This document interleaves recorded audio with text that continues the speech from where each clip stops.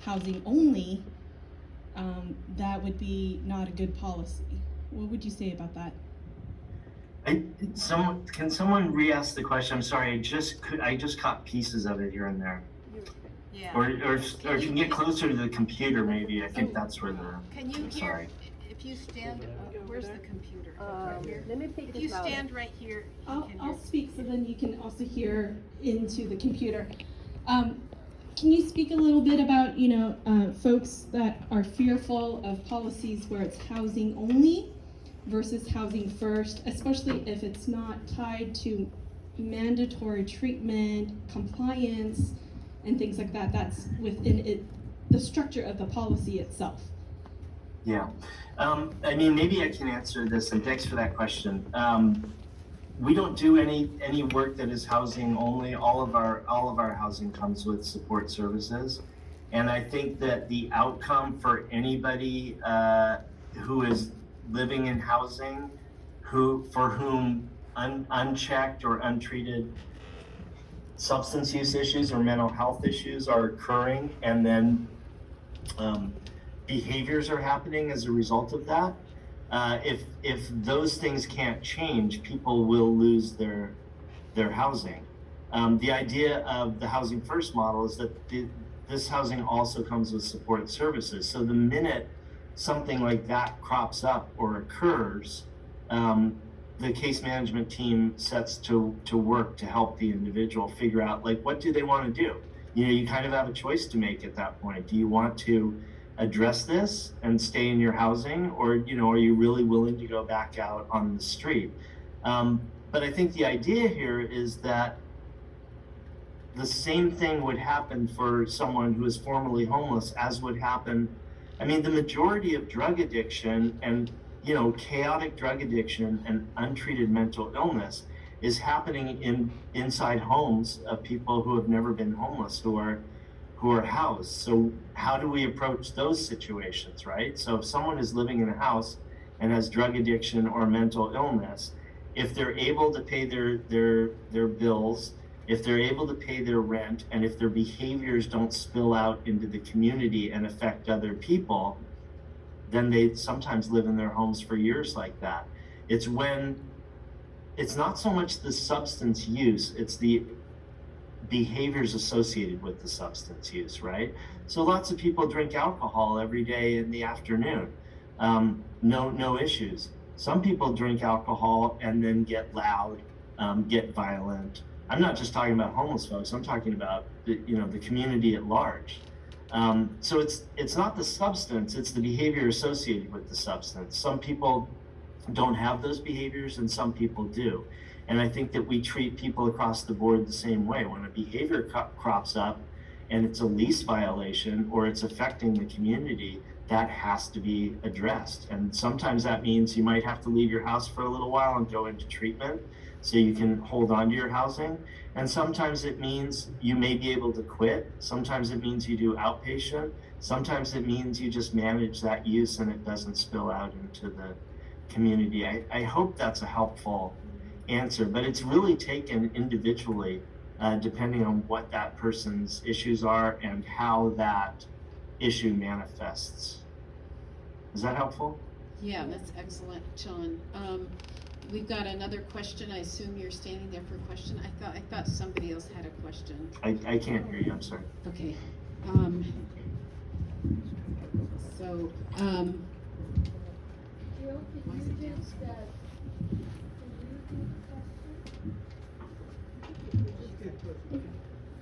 Okay, I have a question. I have worked with organizations that have done housing first, and I'm curious on how you solve the transition out of this temporary housing into permanent housing. How do you know when it's time? In other words, Okay. they came in to housing first, and there's a lot of support services, and they get well better, I'll say.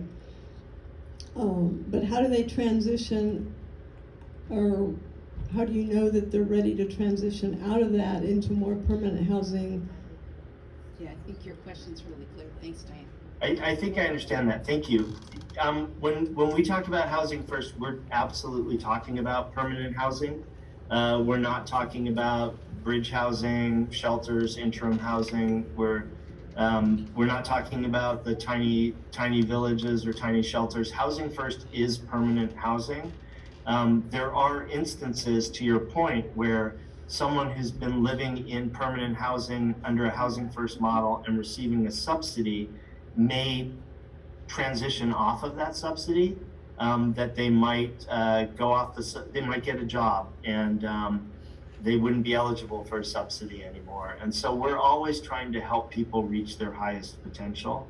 An ideal goal would be able to be someone who could transition off of a subsidy. Although in the rent market today, it's highly unlikely that anybody's able to get a job that will allow them to pay the $2,500. I have a friend who's paying over $2,000 a month for a studio apartment right now. So, but there are some people who move off the subsidy and move into non-subsidized housing. But housing first is a permanent housing model.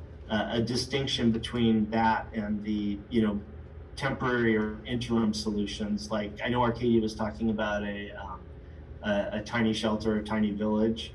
While we could apply some of the principles that are found in Housing First, like harm reduction strategies, trauma-informed care, resiliency models, all of those things, that's not Housing First. That is an interim placement while we're moving someone toward a Housing First permanent solution, if that helps. Okay, it looks like there's one more question.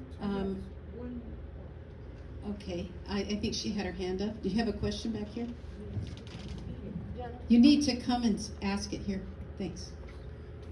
Or you can repeat it. Someone close to the computer can repeat it. I'm sorry to make everybody walk around. No, that's not. That's our system. First of all, I apologize for joining the conversation a little later, so you might have answered this already. Where is the housing stock coming from primarily for this program? How are you accessing the housing stock and looking through that? And I apologize also if you want to take those weed questions later offline. That is a great question. And that is the big question. Where are we going to get that from?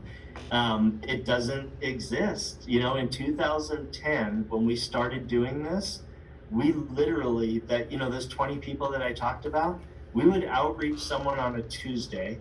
On a Wednesday, we would show up at the Pasadena Housing Department, get a voucher issued, and we would house that person in their own apartment on a Thursday, right? We were coming off the heels of a recession. It was a renter's market. The vacancy rates were just crazy. It was so easy to get people into housing at that point. Today, it can take months and upwards of a year because the housing stock does not exist. So that's our challenge. And I think that a lot of the work we're doing is about how do we create more housing, here's the reality. We talked about we're hyper focused on the people who are homeless, who are using substances and have mental illness. The fact of the matter is that's a small percentage of the people who are experiencing homelessness. In LA County, we have 70,000 people on the street as of last count. That was before 2.5 years of COVID. So who knows what that's going to look like when they start releasing the numbers pretty soon. Most of those people have none of these issues, right? In using Housing First, and this is really, really helpful and bears repeating, using Housing First in the past 10 years, 11 years, we have housed more people than ever in the history of homelessness, modern day homelessness in Los Angeles County. Our last tally was 2020 when we saw that we had housed about 22,000 people permanently in LA County. It's 22,000 people in 1 year permanently. That same year, somewhere around 26,000 people fell newly into homelessness. And these weren't people with drug addictions and mental illness. These are macroeconomic issues that are driving this problem. We focus on substance use, we focus on mental illness because it is what is most visible to us. But there is a silent majority of people experiencing homelessness, and that's what this real crisis is about. So if we're talking about, focusing on mandating treatment or getting people into treatment, that's all well and good. We should probably create a system that can actually do that and absorb it. But the fact of the matter is, most of the people, the vast majority of people experiencing homelessness, that's not a viable intervention or solution because they don't have those issues, which Sean? just means like we need to create housing. We Yeah, need to create housing absolutely. options for people. So Homelessness does not self-resolve for the most part. Yeah. People experiencing homelessness just go deeper and deeper. You don't get out there and experience the trauma of homelessness and then all of a sudden wake up one day and say, I think I'm going to assert myself and get myself into housing. It just doesn't work that way. It's a complex, multi-layered issue that was caused by broken and failed systems 50 years ago that are the same systems that continue to perpetuate it today. It has very little to do with the individual. We blame the individual experiencing the problem as the one who created it, but that's absolutely patently untrue. Sean, you're amazing. I wish we could just keep going, but we have to end, and I want us to give a great appreciation for you. We've got about 30 people out here just hanging on every word you're saying, and so we just love that you're willing to take your time and your story and your experience with us. We really, really appreciate you. So God bless you. You're welcome to stick around, or we can end Zoom. It's up to you. So God bless you all too. Thank you for having me. I'll stick around for a few minutes and then I'm going to sign off. okay. So we're gonna break for lunch in just a minute, and I'm used to having my PowerPoint right in front